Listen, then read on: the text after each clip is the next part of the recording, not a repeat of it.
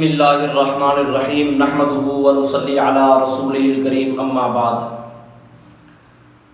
محترم سامعین و ناظرین، تعویذ اور دم یہ دو طریقے ہیں روحانی علاج کے، کہ جس طرح جسمانی علاج ظاہری علاج ہوتا ہے اس کے بھی کچھ طریقہ جات ہوتے ہیں، اور اسی طرح روحانی علاج کے بھی کچھ طریقہ جات ہیں۔ ان میں سے جو مشہور طریقے ہیں وہ دو ہی ہیں۔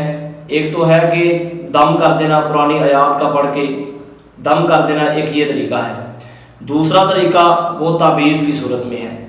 تو آپ حضرات کی خدمت کے اندر سب سے پہلے میں پیش کروں گا کہ دم جو ہے آیا اس کی کوئی حقیقت ہے یا نہیں، دم کرنا شریعت سے ثابت ہے یا نہیں، نبی علیہ الصلوۃ والسلام سے ثابت ہے یا نہیں، صحابہ کرام رضوان اللہ تعالی علیہم اجمعین سے ثابت ہے یا نہیں۔ اس حوالے سے سب سے پہلے میں آپ حضرات کی خدمت میں صحیح البخاری کی روایت پیش کرتا ہوں۔ صحیح البخاری کی روایت 2276 نمبر ہے۔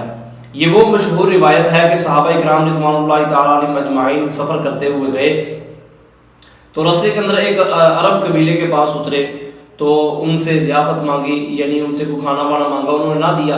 تو یہ روایت لمبی ہے، تو خلاصہ کلام یہ ہے کہ جب رات کا وقت ہوا تو اس قبیلے کے سردار کو سانپ وغیرہ نے کاٹ لیا۔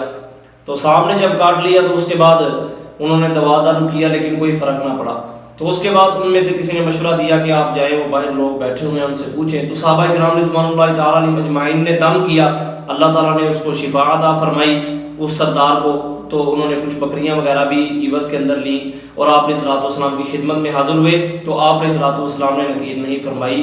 اس کے علاوہ بھی آپ علیہ الصلوۃ والسلام جو ہے وہ دعا پڑھ کے دم کر دیا کرتے تھے، گویا کہ دم کرنا یہ احادیث مبارکہ سے ثابت ہے۔ نمبر 2، اس سے آگے آیا تعویذ جو ہے وہ جائز ہے یا نہیں۔ اس کے بارے میں آپ ایک فرق یہ ذہن نشین فرما لیں، ایک ہوتا ہے تعویذ اور ایک ہوتا ہے تمیمہ، ان دونوں میں فرق ہوتا ہے۔ احادیث مبارکہ کے اندر جو ممانعت آئی ہے وہ تمیمے کی آئی ہے، نہ کہ تعویذ کی۔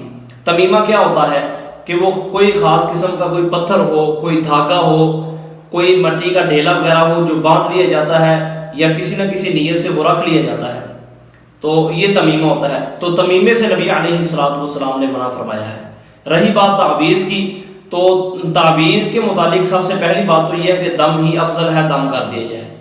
اور جو تعویذ ہے، تعویذ اگر اس شخص کو دے دیا جائے کہ جس کو کلام پاک پڑھنا نہ آتا ہو، جو وظیفہ آپ دے رہے ہیں اس کو پڑھنا نہ آتا ہو، تو پھر آپ تعویذ دے سکتے ہیں۔ تو اس کے علاوہ بھی صحابہ کرام کا، کیونکہ نبی علیہ الصلوۃ والسلام کی مبارک زندگی کے اندر کوئی ایسی روایت نہیں ملتی کہ آپ علیہ الصلوۃ والسلام نے تعویذ لکھ کر دیا ہو۔ ہاں، صحابہ کرام رضوان اللہ تعالیٰ علیہم اجمعین سے یہ بات ثابت ہے۔ اس حوالے سے میں ایک روایت آپ کی خدمت میں مصنف ابن ابی شیبہ کی پیش کرتا ہوں، جلد نمبر 5 صفحہ 44 پہ، کہ عن عمر بن شعیب عن ابیہ عن جدہ، حضرت عمر بن شعیب اپنے باپ سے اور وہ جو ہے اپنے دادا سے یہ نقل کرتے ہیں، قال قال رسول اللہ صلی اللہ علیہ وسلم اذا فزع احدکم فی نومہ فلیقل بسم اللہ اعوذ بکلمات اللہ التامات من غضبہ وسوء عقابہ ومن شر عبادہ ومن شر الشیاطین وان یحضرون، فکان عبد اللہ یعلمها ولدہ من ادرک منہم ومن لم یدرک کتبها وعلقها علیہ۔ تو اس روایت کے اندر نبی علیہ الصلوۃ والسلام سے یہ بات نقل کرتے ہیں کہ جب خواب کے اندر کوئی ڈر جائے، خواب کے اندر وہ ڈر جائے یا سوئے ہوئے ڈر جائے، تو اس صورت کے اندر یہ دعا پڑھنی چاہیے، بسم اللہ اعوذ بکلمات اللہ التامات من غضبہ وسوء عقابہ ومن شر عبادہ ومن شر الشیاطین ان یحضرون۔ تو یہ دعا جو ہے یہ پڑھنی چاہیے۔ تو آگے پھر فرماتے ہیں کہ اپنے بیٹے کو اس دعا کی تعلیم دی۔ پھر اس کے بعد اگلا عمل جو کہا کہ وہ کیا ہے کہ وہ من لم یدرک کتبہ وعلقہ علیہ، کہ جب جانتا نہ ہو، جب کسی کو ادراک نہ ہو، وہ دعا نہ آتی ہو، تو اس صورت کے اندر کیا کیا کہ اس کو لکھ دیا اور لٹکا دیا، گلے کے اندر لٹکا دیا ہوگا۔ تو دوسری روایت جو ہے وہ صحیح مسلم کے اندر ہے کہ عن عوف بن مالک الاشجعی قال كنا نرقی فی الجاہلیۃ۔ تو رقی، جو رقی ہوتا ہے، اس کا ایک معنی جو ہے وہ تعویذ وغیرہ بھی ہوتا ہے۔ تو زمانہ جاہلیت کے اندر جو ہے وہ تعویذ وغیرہ پہنا کرتے تھے۔ تو فقلنا یا رسول اللہ، ہم نے کہا کہ اے اللہ کے رسول، کیف تری فی ذلک، آپ اس بارے میں کیا فرماتے ہیں؟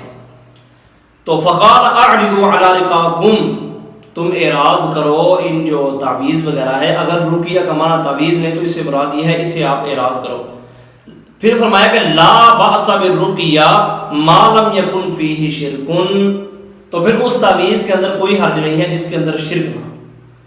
تو اس حوالے سے جو تعویذ ہے، تعویذ کے بارے میں کہ تعویذ جو ہے وہ لکھنا اور پہننا وہ جائز ہے۔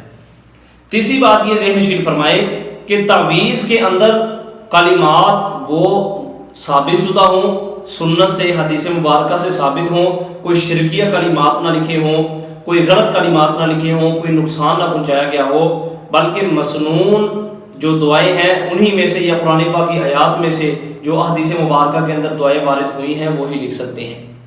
تو اس لیے جو ہے اس حوالے سے تعویذ جو ہے وہ لکھ سکتے ہیں، تعویذ یہ جائز ہے۔ ان تمام روایات سے جو میں نے آپ کی خدمت میں پیش کی ہیں، چاہے مصنف ابن ابی شیبہ کی، صحیح المسلم کی، صحیح البخاری کی، تو ان سے یہی بات ثابت ہوتی ہے کہ تعویذ بھی جائز ہے اور دم کرنا بھی جائز ہے۔ اللہ رب العزت ہمیں بات سمجھنے کی توفیق عطا فرمائے۔ وآخر دعوانا الحمدللہ رب العالمین۔ تبارك الذي نزل الفرقان على عبده ليكون للعالمين نذيرا